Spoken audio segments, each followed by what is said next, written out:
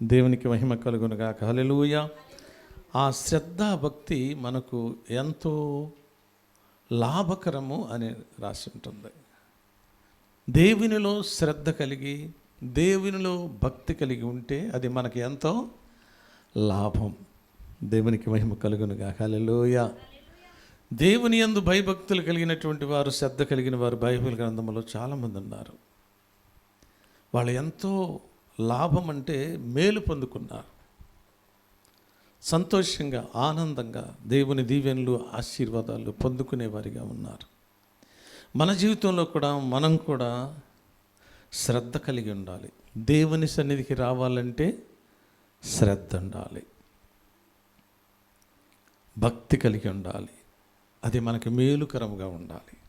మనం ఎందుకు దేవుని సన్నిధికి వస్తున్నాం, ఎందుకు దేవుని సన్నిధికి రావాలి, వస్తే మనకి జరిగేటటువంటి మేలులేంటి, మనకు జరిగేటటువంటి ఉపకారాలు ఏంటి అని మనం యోచించి శ్రద్ధ కలిగిన వాడు త్వరగా సిద్ధపడి దేవుని సన్నిధికి వచ్చేస్తాడు. దేవుని మాటలు వింటాడు. శ్రద్ధ కలిగిన వాడు ఏం చేస్తాడు? దేవుని మాటలు శ్రద్ధగా వింటాడు, శ్రద్ధగా నడుచుకుంటాడు. ఆయన ఆజ్ఞలను, ఆయన కట్టడలను, ఆయన విధులను శ్రద్ధగా నిర్వర్తిస్తాడు. అట్టివారు శ్రద్ధాభక్తి కలిగినటువంటి వారికి గొప్ప మేలు జరుగుతుంది. దేవునికి మహిమ కలుగునుగాక. హల్లెలూయా. బైబిల్ గ్రంథంలో పురుషులు శ్రద్ధ కలిగిన వారు ఉన్నారు, స్త్రీలు కూడా శ్రద్ధ కలిగిన వారు ఉన్నారు.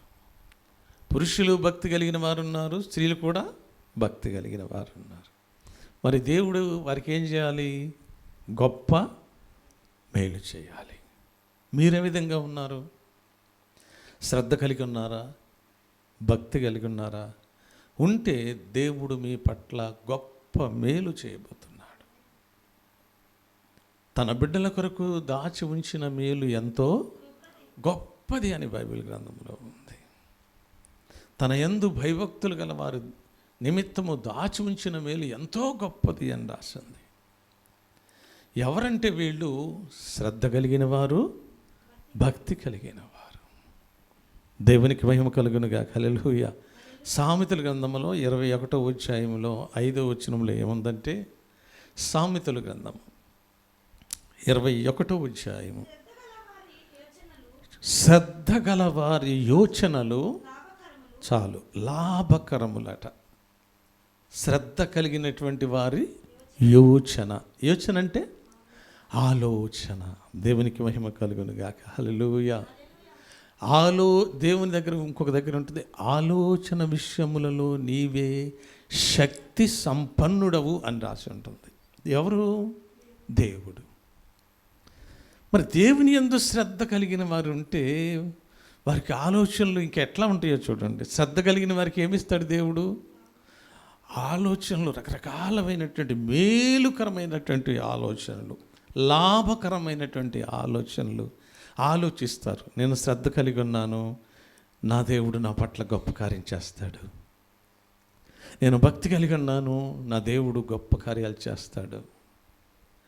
నేను శ్రద్ధ కలిగి దేవుని సన్నిధికి వస్తున్నాను, నేను శ్రద్ధగా దేవుని మాటలు వింటున్నాను, నేను శ్రద్ధగా దేవుని సన్నిధిలో పనులన్నీ చేస్తూ ఉన్నాను, నేను శ్రద్ధగా పాటలు పాడుతూ ఉన్నాను, నేను శ్రద్ధగా వాక్యం వింటున్నాను, నేను శ్రద్ధగా దేవుని సన్నిధికి వచ్చి క్రమంగా మర్యాదగా ఆరాధిస్తున్నాను, నేను శ్రద్ధగా సమయానికి వస్తున్నాను అని మనము దేవుని సన్నిధిలో శ్రద్ధ కలిగి ఉంటే గనక వారికట, వారి ఆలోచనలట, వారి యోచనలు లాభకరం. దేవునికి మహిమ కలుగునుగాక. హల్లెలూయా.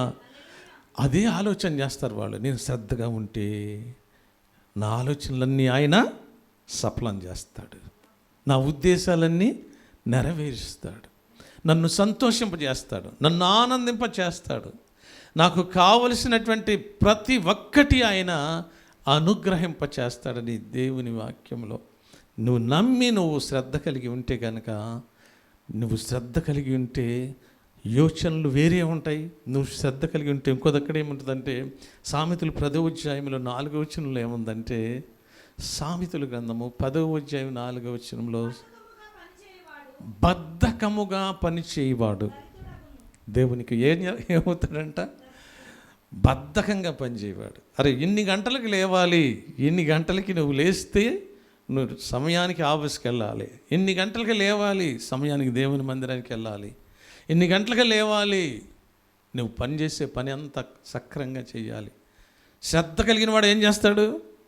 అలారం పెట్టుకొని దానికంటే ఒక ముందు గంట లేచి కార్యక్రమాలన్నీ ముగించుకొని శ్రద్ధతో పనిచేస్తాడు. దేవునికి మహిమ కలుగును గాక. హల్లెలూయా. శ్రద్ధతో పనిచేస్తే ఏమవుతుందన్నమాట? శ్రద్ధ కలిగిన వాడట ఐశ్వర్యవంతుడు. దాని ముందే ఉంది, బద్ధకముగా పని చేయువాడు ఏమవుతాడు? దరిద్రుడు అవుతాడట. దేవునికి మహిమ కలుగును గాక. హల్లెలూయా. బద్ధకంగా దేవుని సన్నిధికి వచ్చేవాళ్ళు అంతే. శ్రద్ధతో రావాలి దేవుని సన్నిధికి, అశ్రద్ధగా ఉండకూడదు. శ్రద్ధ అనే దానికి అశ్రద్ధ అనేది ముందు ఉంటుంది. అశ్రద్ధగా ఒకవేళ స్టవ్ మీద ఏదన్నా మీరు మిల్క్ పెట్టారనుకోండి, అశ్రద్ధగా ఒక్కొక్కసారి ఆన్ చేసి హైలో పెట్టి ఎక్కడికో పని చేసుకున్నారు అనుకోండి, ఏమైపోతాయి? పాలు పొంగిపోతాయి. పొంగటమే కాకుండా దానికి వచ్చే నష్టం ఏంటో తెలుసా? పాలు పొంగి పొయ్యిలో పడతాయి, ఆ గ్యాస్ స్టవ్ ఆరిపోతుంది, గ్యాస్ అంతా లీక్ అయిపోతుంది. ఒకవేళ అశ్రద్ధగా కనుక నువ్వు స్విచ్ ఆన్ చేసి లైట్ ఆన్ చేస్తే కనుక ఒకేసారి బర్న్ అయ్యి పేలిపోతుంది. అశ్రద్ధ. శ్రద్ధ కలిగిన వాడు దేవుని సన్నిధికి రావాలి, శ్రద్ధగా దేవుని మాటలు వినాలి, దేవుని చిత్తానుసారంగా నడుచుకోవాలి. అశ్రద్ధగా ఉన్నటువంటి వాడట ఎట్లా ఏమైపోతాడు? సోమరి అవుతాడట, దరిద్రుడు అవుతాడట. అంటే వాడికి వచ్చేటటువంటి ఆశీర్వాదాలన్నీ పోగొట్టుకుంటున్నాడు. అందుగురించి ఇక నువ్వు ఒకసారి అందుగురించే అశ్రద్ధగా ఉన్నాడు. బైబిల్ గ్రంథంలో యాకోబు యాషా ఉన్నాడు. ఒక పూట కూటి కొసుకు ఏం చేశాడు? తన జ్యేష్ఠత్వపు హక్కును నమ్ముకున్నాడు. దేవునికి మహిమ కలుగునుగా. హల్లెలూయా. కొంచెం ఓపిక పట్టినట్టయితే అది పోయేది తర్వాత ఏడ్చినా కానీ ప్రయోజనము కాలేదు. దేవునిలో అశ్రద్ధ, దేవుని మాటలలో అశ్రద్ధ, వినటంలో అశ్రద్ధ, గ్రహించటంలో అశ్రద్ధ, ప్రార్థన చేయటంలో అశ్రద్ధ, లేకుంటే దేవుని సన్నిధికి రావడానికి అశ్రద్ధ, భక్తి కలిగి అశ్రద్ధగా ఉంటే కనుక, భక్తి లేనటువంటి వారిగా ఉన్నట్లయితే కనుక మనము దరిద్రులుగా ఉంటాము. శ్రద్ధ కలిగిన వాడు ఐశ్వర్యవంతుడు అవుతాడు. దేవునికి మహిమ కలుగును గాక. హల్లెలూయా. దేవుని సన్నిధిలో ఏమన్నట్ట? ఘనత ప్రభావములు ఆయన సన్నిధిలో ఉన్నాయి, బల సౌందర్యములు ఆయన యొద్ద ఉన్నవి. ఆయన అన్నీ ఇచ్చేస్తాడు. దాని తర్వాత శ్రద్ధ కలిగి ఏమిస్తాడు? తర్వాత ఐశ్వర్యం ఇచ్చేస్తాడు, అంతే. దేవునికి మహిమ కలుగును గాక. హల్లెలూయా.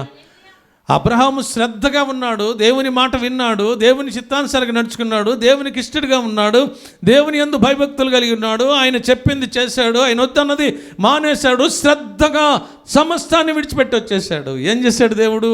అబ్రహాముని ఐశ్వర్యవంతుడు చేశాడు. దేవునికి మహిమ కలుగును గాక. హల్లెలూయా. ఎందుకు ఐశ్వర్యవంతుడు చేశాడంటే దేవునిలో శ్రద్ధ కలిగి ఉన్నాడు, దేవుని మాటలు వినటంలో శ్రద్ధ కలిగి ఉన్నాడు, దేవుని చిత్తానుసారంగా నడుచుకోవడంలో శ్రద్ధ కలిగి ఉన్నాడు, యోచనలు లాభకరమైనటువంటి యోచనలు ఆలోచించేవాడిగా ఉన్నాడు, శ్రద్ధ కలిగి ఐశ్వర్యం పొందుకునేవాడిగా ఉండాలి. మన జీవితంలో కూడా దేవుడు ఈ లోకంలోనికి మనల్ని ఎందుకు పంపించాడంటే నువ్వు శ్రద్ధ భక్తి కలిగి గొప్ప మేలు పొందుకోవాలని ఈ లోకంలోనికి పంపించాడు. ఒకవేళ నువ్వు సోమరిగా ఉంటే కనుక, లేకుంటే కనుక ఇంకొక బద్ధకంగా ఉంటే కనుక ఏమైపోతారంటే ఈ లోకంలో ఏ విధంగా అయిపోతారంట? దరిద్రులు అయిపోతారంట. సోమరుణ్ణి అంటాడు బైబిల్ గ్రంథంలో. సోమరుణ్ణి ఏమంటాడో తెలుసా? సోమరి అని పిలిచాడు అనుకోండి, సోమరి అన్నాడు అనుకోండి, లేవడు. ఇందాక ఫోన్ చేశారు, లేచావా అంటే ఎక్కడో పండుకున్నాడట. దేవునికి మహిమ కలుగును గాక. హల్లెలూయా. శ్రద్ధ కలిగిన వాడు చాలా శ్రద్ధ కలిగి ఉంటాడు. పనులన్నిటిలో టైం కంటే ముందుగానే చేస్తాడు. అందుగురించే శ్రద్ధ కలిగిన వాడిని సోమరులను ఏమంటారంటే అశ్రద్ధగా ఉన్నవాడిని, సోమరి నీవు చీమల దగ్గరికి వెళ్ళి వాటి నడతలను నీవు కనిపెట్టుకొనుము అంటాడు. దేవునికి మహిమ కలుగునుగా. హల్లెలూయా. వాటికి నాయకుడు లేడు, న్యాయాధిపతి లేకున్నాను వాటి అవన్నీ కూడా ఏ సమయంలో ఏది సమకూర్చుకోవాలో ఆరోగ్యం ఉంటుందమ్మా అని తిరిగేస్తున్నాం. ఏ సమయంలో ఏది సమకూర్చుకోవాలో, ఏ సమయంలో ఏది చేయాలో శ్రద్ధ కలిగి చేస్తాయి. వాటిని చూసారా ఎట్లా నడుస్తాయో ఎప్పుడన్నా గమనించండి. ఆహారం పొందుకునేటప్పుడు ఎట్లా వెళ్తాయో తెలుసా? మీరు చూసారా చీమల్ని? లైన్గా ఏమి కూడా ఒక్కటి కూడా ఒకదాని వెనక ఒకదాని శ్రద్ధగా అటు ఇటు ఏమాత్రం కూడా చూడవయ్యి, ఎటు ఆలోచన చేయవయ్యి. తన గమ్యం ఏంటి, తన గురి ఏంటి, తను చేయవలసింది ఏంటి, అదే వాటి ఆలోచన. మన కాలు కింద పడితే అది ఎందుకు పనికి రాదు. కానీ మరి మనం ఏ విధంగా ఉన్నాం? చీమల్లాగా ఉన్నామా? చీమల కంటే దరిద్రులుగా ఉన్నామా? దేవునికి మహిమ కలుగును గాక. హల్లెలూయా. మనల్ని దరిద్రులుగా ఉండమని దేవుడు చెప్పడం లేదు. నువ్వు శ్రద్ధ కలిగి నువ్వు ఉండు, ఐశ్వర్యవంతుడు అవుతావు. ఉద్యోగంలో విషయంలో శ్రద్ధ కలిగి ఉండాలి, పని చేయటంలో శ్రద్ధ కలిగి ఉండాలి, దేవుని సన్నిధికి రావడంలో శ్రద్ధ కలిగి ఉండాలి, దేవుని మాటలు వినటంలోనూ శ్రద్ధ కలిగి ఉండాలి. అందుగురించే దేవుని వాక్యంలో ద్వితీయోపదేశకాండంలో 1వ అధ్యాయంలో ఏముందో తెలుసా? మీ దేవుడైన యెహోవా మాట శ్రద్ధగా వినాలి. దేవునికి మహిమ కలుగును గాక. ఏం చేయాలంట? శ్రద్ధగా వినాలి. శ్రద్ధగా వింటే అది గొప్ప మిమ్మల్ని ఐశ్వర్యవంతులుగా చేస్తుంది. అక్కడ అన్ని ఆశీర్వాదాలు. నువ్వు దేవుడైన యెహోవా మాట శ్రద్ధగా విని, మీ దేవుడైన యెహోవా మాటలు విని గ్రహించి దాని ప్రకారంగా నడుచుకుంటే కనుక ఇక్కడ ఉన్నటువంటి ఆశీర్వాదాలన్నీ కూడా నీకే చేస్తానంటాడు. 1 నుంచి 15 వరకు చూసినట్లయితే నువ్వు ఎక్కడికి వెళ్ళినా దీవించబడతావు, నువ్వు ఎక్కడికి వెళ్ళినా ఆశీర్వదించబడతావు, నువ్వు ఎక్కడికి వెళ్ళినా మేలు పొందుకుంటావు, నువ్వు ఎక్కడికి వెళ్ళినా కానీ నువ్వు సంతోషంగా ఉంటావు, ఎక్కడికి వెళ్ళినా కానీ ఆనందంగా ఉంటావు. అమ్మా, ఈ వ్యక్తి ఇంత శ్రద్ధగా పనిచేస్తూ ఉన్నాడని మనుషులు చూస్తారు. మరలా ఎవరు చూస్తారు? దేవుడు కూడా. దేవునికి మహిమ కలుగునుగా. హల్లెలూయా. అందుగురించే శ్రద్ధ కలిగి ఉంటే గొప్ప ఐశ్వర్యవంతులు అవుతారు. శ్రద్ధ కలిగినటువంటి వారి యోచనలు ఎంతో లాభకరం. ఆలోచిస్తారు, నా దేవుని యందు నేను శ్రద్ధ కలిగి భక్తి కలిగి ఉన్నాను, గొప్ప మేలు నాకు దయచేస్తాడు ఆయన అని ఎవరైతే నమ్ముతారో వారి పట్ల ఒక గొప్ప కార్యము చేస్తాడు ఆయన.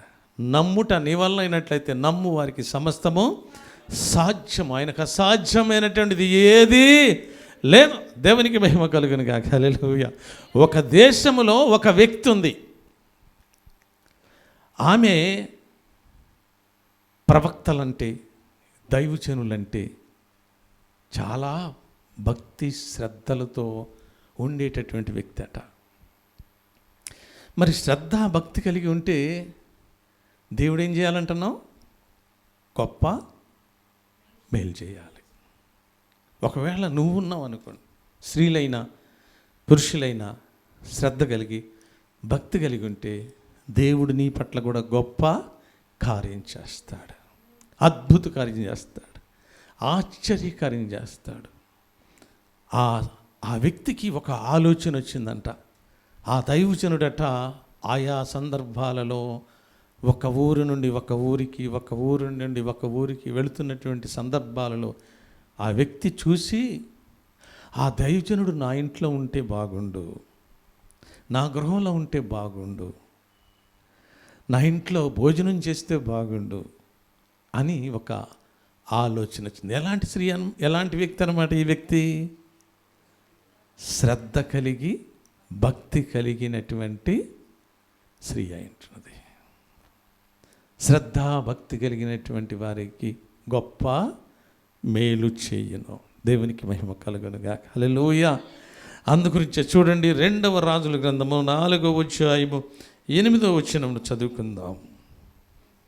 తరువాత ఒక దినమందు ఎలీషా షునేము పట్టణమునకు పోగా అచ్చట గనురాలైన ఒక స్త్రీ భోజనమునకు రమ్మని అతని బలవంతము చేసెను గనక అతడు ఆ మార్గమున వచ్చునప్పుడెల్లా ఆమె ఇంటిలో భోజనము చేయుచు వచ్చెను. దేవునికి మహిమ కలుగును గాక. హల్లెలూయా. ఎలాగే ఏ విధంగా ఉంది? శ్రద్ధ కలిగినటువంటి. ఎవరి పట్ల శ్రద్ధ కలిగింది? దైవజనుల పట్ల, ప్రవక్త పట్ల శ్రద్ధ కలిగి ఉంది. దేవునికి మహిమ. ఏం చేయాలంటుంది? అయ్యా మీరు మా ఇంటికి వచ్చి నువ్వే సమయంలో ఎటెళ్ళినా అటొచ్చినా ఇటొచ్చినా మా ఇంటికి వచ్చి నువ్వు భోజనం చేయాలని అడుగుతుంది. ఎంత శ్రద్ధ చూసారా? దేవుడు శ్రద్ధ కలిగిన వారికి మేలు చేస్తాడా చేయడా? గొప్ప మేలు చేస్తాడు, మామూలు మేలు కాదు. దేవునికి మహిమ కలుగును గాక. హల్లెలూయా. ఆయా సమయంలో పిలిచినప్పుడు చూసినట్లయితే వచ్చి రానప్పుడు అప్పుడు 9వ వచనం, కాగా ఆమె తన పెనిమిటిని చూచి మన యొద్దకు వచ్చిపోవుచున్న వాడు భక్తి గల దైవజనుడని నేను ఎరుగుదును. దేవునికి మహిమ కలుగును గాక. ఎలాంటి వాడట? భక్తి కలిగినట్టి దైవజనుడు. భక్తి కలిగినటువంటి దైవజనుని పట్ల సునేమి పట్టణస్థురాలు శ్రద్ధ కలిగి, భక్తి కలిగి, తర్వాత ఏ ఆలోచనలు కలిగి ఉంటుంది? యోచనలు, లాభకరమైన యోచనలు. శ్రద్ధ కలిగిన ఆశీర్వాదకరమైనటువంటి మేలులు పొందే ఆలోచనలు దేవుడు వరికిస్తాడు. దేవుని బిడ్డలను, దేవుని దాసులు మా ఇంట్లోకి వస్తే అది మాకు ఆశీర్వాదం, మాకు దీవెన అని యోచన కలిగి ఉన్నది. అయితే తన భర్తతో చెప్తుంది. ఏమని చెప్తుందంటే, ఆయన ఎలాంటి వాడట? భక్తి కలిగిన దైవజనుడని నేను ఎరుగుదును. కావున మనము అతనికి గోడ మీద ఒక చిన్న గది కట్టించి అందులో అతని కొరకు మంచము, బల్ల, దీపస్తంభము, మంచమును అతడు ఎత్తకు వచ్చినప్పుడల్లా అందులో బస చేయవచ్చునని చెప్పాను. దేవునికి మహిమ కలుగును గాక. భర్తను కూడా ఏం చేసింది? భర్తను కూడా భక్తి పనుల గురించి చెప్పి తనను ఒప్పించి వారి గృహంలోనే మిద్దె మీద ఒక రూము కట్టి ఒక రూము కట్టి అందులో వచ్చినప్పుడల్లా నువ్వు బస చేయొచ్చు అయ్యా, నువ్వు రెస్ట్ తీసుకోవచ్చు, విశ్రాంతి తీసుకోవచ్చు అని దేవునికి మహిమ కలుగును గాక. అన్ని అరేంజ్మెంట్ చేసింది అన్నమాట. ఎంత గొప్ప మనసు చూసారా?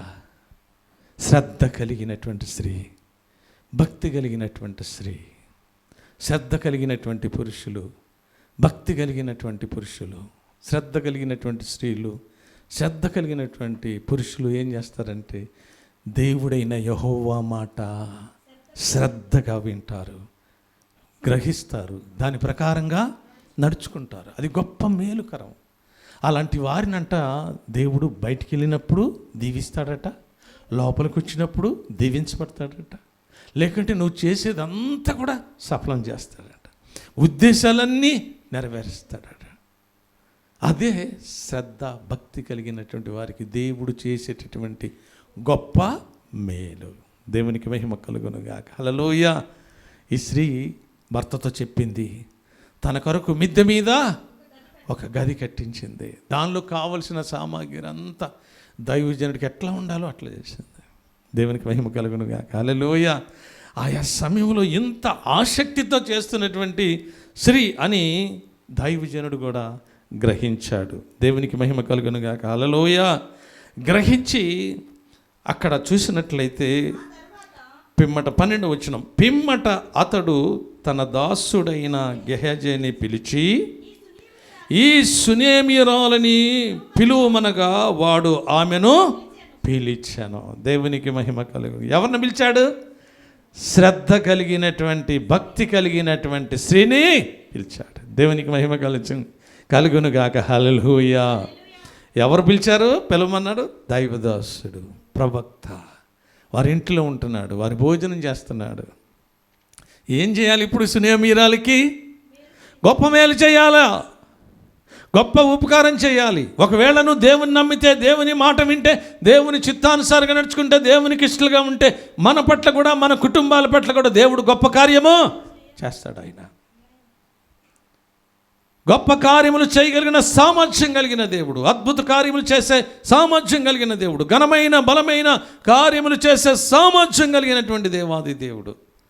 అందుగురించి శ్రద్ధ కలిగినటువంటి వారు యోచనలు లాభకరము అంటున్నాడు.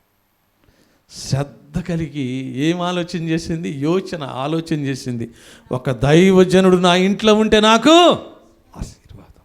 అదే యోచన, అది ఆమెకు లాభకరంగా మారింది. ప్రియులారా, దేవునికి మహిమ కలుగునుగాక. హల్లెలూయా. దైవజనుని మీరు పిలవద్దు, కానీ మీ ఇంట్లోకి రమ్మని ఎవరిని పిలవాలి? దేవుణ్ణి మీ ఇంట్లోనికి పిలవండి, మీ హృదయాల్లోనికి రమ్మని పిలవండి. అయ్యా, మా గృహంలో నీవు ఉండాలి ప్రభువా, నువ్వు మా గృహంలో ఉంటే మాకు ఆశీర్వాదం అయ్యా. దేవుడు మన గృహంలో ఉండాలంటే మనం ఎట్లా ఉండాలి?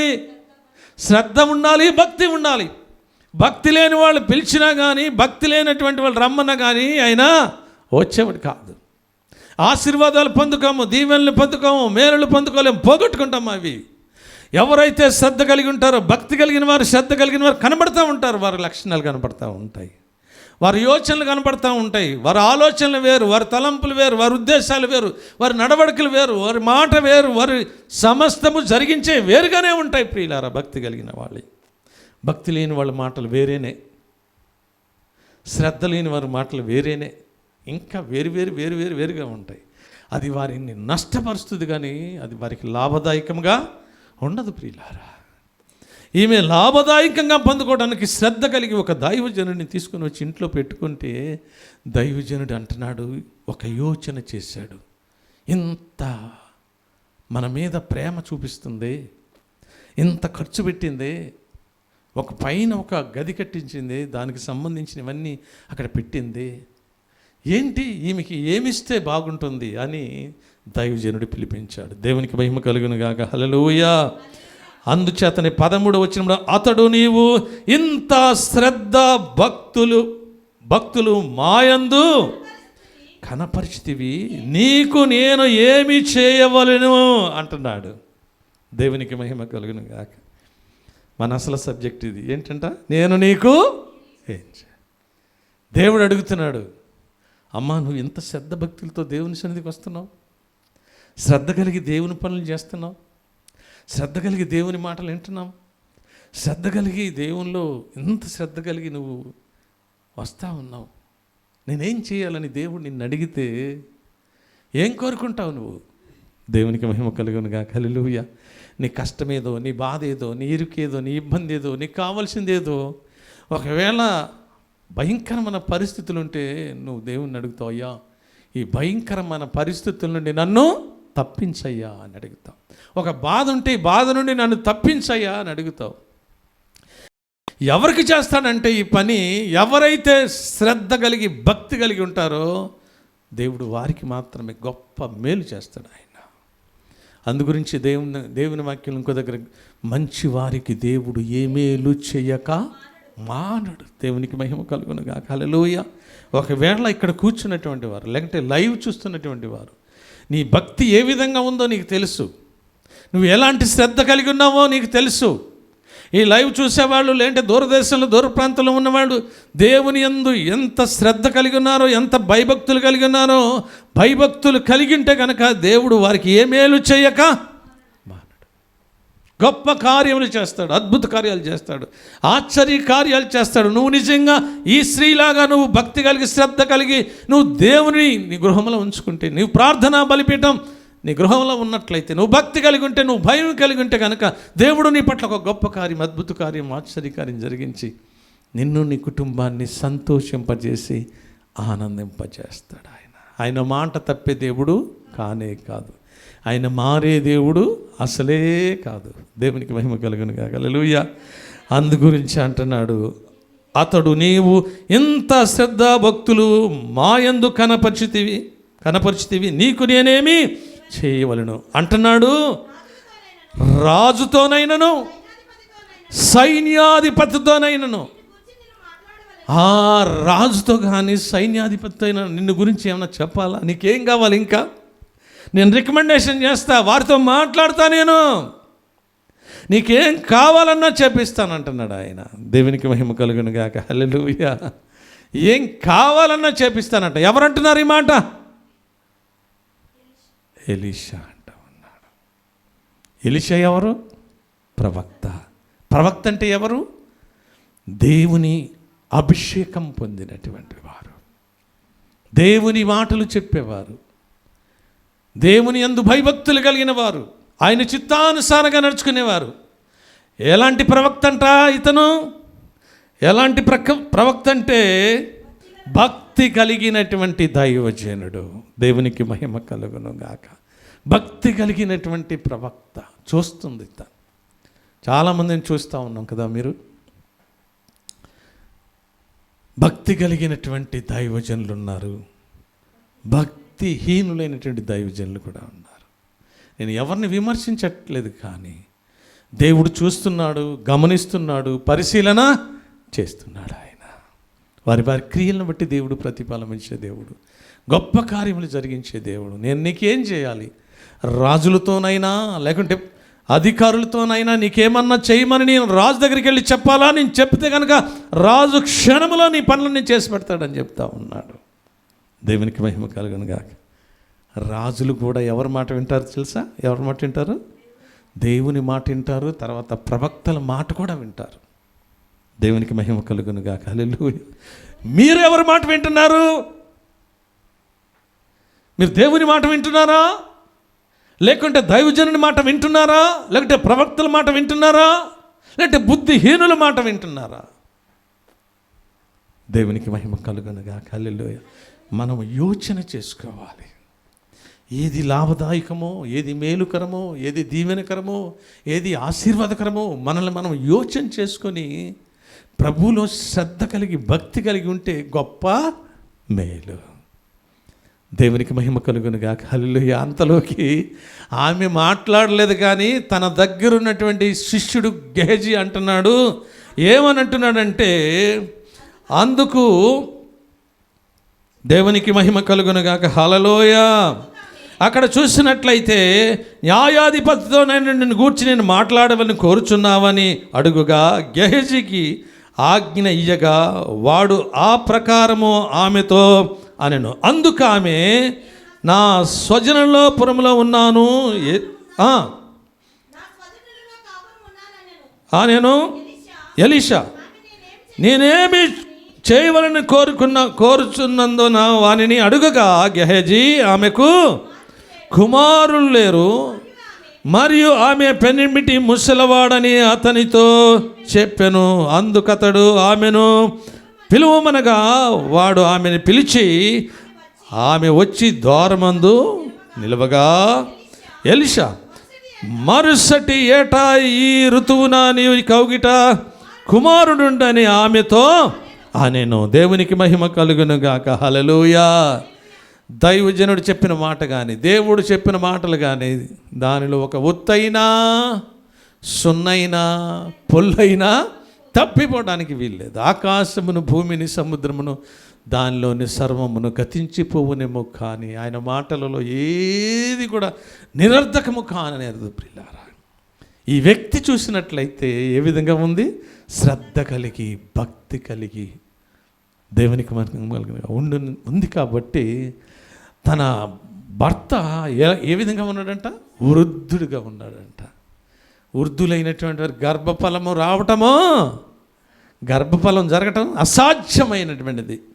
మనుషులకు అసాధ్యమైనటువంటిది, దేవునికి సమస్తము సాధ్యం. ఆయనకు అసాధ్యమైనటువంటిది ఏది లేదు. కాబట్టి ఈ శ్రద్ధా భక్తి కలిగినటువంటి స్త్రీకి ఏమంటున్నాడంటే, మరుసటి ఈ రోజుకు నీవు ఈ రోజున నీ కౌగిట ఒక కుమారుడు పడతాడని చెప్పాడు. దేవునికి మహిమ కలుగును గాక. హల్లెలూయా. ఆయన ఆజ్ఞాపించగానే కార్యం స్థిరపరచబడింది. ఆయన మాట సెలవిగా దాని ప్రకారం అయిపోయింది. దేవునికి మహిమ కలుగును గాక. హల్లెలూయా. ఎలీషా చెప్పిన రీతిగా మరి సంవత్సరానికి ఏమైపోయింది? దేవుడు కుమారుడు ఇచ్చేసాడు. దేవునికి మహిమ కలుగును గాక. హల్లెలూయా. గర్భఫలము యెహోవా ఇచ్చు బహుమానం అన్నాడు. ఆయన మాట అన్నాడు. మరుసటి సంవత్సరానికి దేవుడు గొప్ప కార్యం, అద్భుత కార్యం, ఆశ్చర్యకార్యం జరిగించాడు. శ్రద్ధ కలిగి భక్తి కలిగి ఉంటే అది గొప్ప మేలుకరమైన. ఆ మేలు ఈ వ్యక్తి పొందుకుంది, ఆ కుటుంబం పొందుకున్నారు. ఆ మేలు శ్రద్ధ కలిగిన వాళ్ళు ఏం చేస్తారంట? యోచనలు లాభకరమైనటువంటి దైవజన్ ఉంటే చాలు అనుకుంది. ఒక యోచన చేసింది, అది ఆమెకు లాభకరంగా మారిపోయింది. శ్రద్ధ కలిగి ఉన్నటువంటి వ్యక్తి శ్రద్ధ కలిగి పనులు చేస్తే ఏమైపోతాడు? ఐశ్వర్యవంతుడైపోతాడు. శ్రద్ధ కలిగి నువ్వు దేవుని సన్నిధికి వచ్చి దేవుని మాటలు విని దేవుని చిత్తానుసారంగా నడుచుకుంటే దేవుడు నిన్ను లోపలికి వెళ్ళినప్పుడు, బయటకు వచ్చినప్పుడు, ఎక్కడికి వెళ్ళినా, ఏ పని చేసినా అది దీవెనకరంగా ఆశీర్వాదకరంగా మారుస్తాడు. కనుక మనమందరం కూడా దేవుని మాటలు విన్నటువంటి మనము శ్రద్ధ కలిగి ఉండాలి, భక్తి కలిగి ఉండాలి. అది గొప్ప లాభకరంగా మనం ఉంటుంది. కాబట్టి ఆయన మాటలు విందాం, ఆయన చిత్తానుసారం నడుచుకుందాం, ఆయనకి ఇష్టలుగా ఉందాం.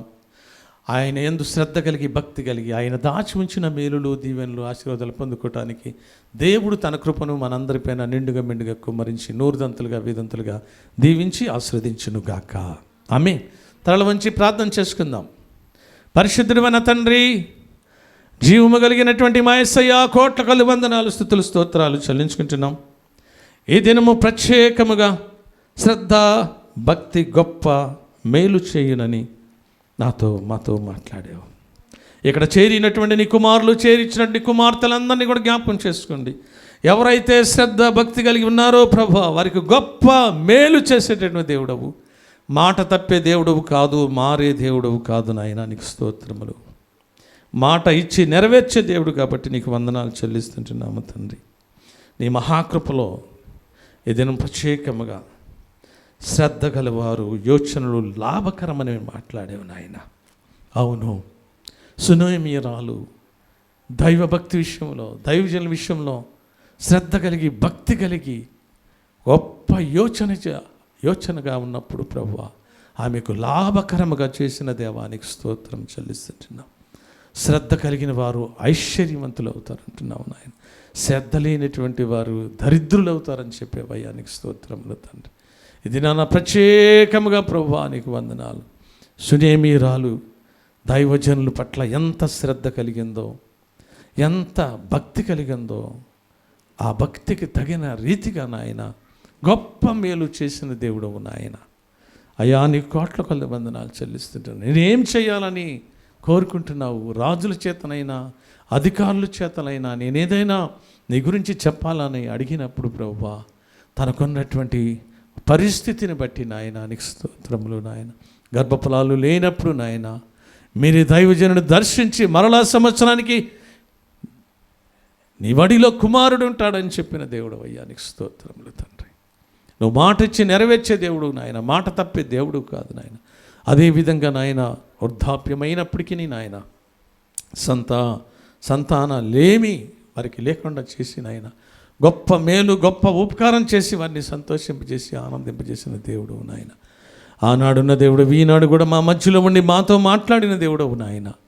ఎవరైతే శ్రద్ధ భక్తి కలిగి ఉంటారో వారికి గొప్ప మేలు చేస్తాడని నమ్మి విశ్వాసంతో నాయన శ్రద్ధ భక్తులు కలిగిన ఆయన, భయభక్తులు కలిగిన వారుగా ఈ లోకంలో జీవించడానికి నాయన, ఈ లోకంలో భక్తి కలిగి ఉండటానికి, ఈ లోకంలో భయం కలిగి ఉండటానికి, ఈ లోకంలో శ్రద్ధ కలిగి ఉండటానికి, అన్ని విషయాలలో శ్రద్ధ కలిగిన ఆయన గొప్ప లాభం పొందుకునేటటువంటి వారిగా, లాభదాయకంగా ఉండేటటువంటి వారిగా, ఐశ్వర్యవంతులుగా చేయబడేటటువంటి వారిగా ఉండులాగిన కృప వెంబడి కృప కుమ్మరించమని చేరి వచ్చిన నీ బిడ్డలందరినీ కూడా పేరు పేరున మీరు దీవించి ఆశ్రయించి మహిమ పొందమని, సియోన్లో నుండి నీ బిడ్డలు దీవించి ఆశ్రయించి మీ నామనికే మహిమ తెచ్చుకుంటారని, సమస్త ఘనత మహిమలో మీకే ఆరోపిస్తూ యేసయ్య అతి పరిశుద్ధ నామములో ప్రార్థించి స్తుతించి పెడుకుంటున్నాం పరమ తండ్రి.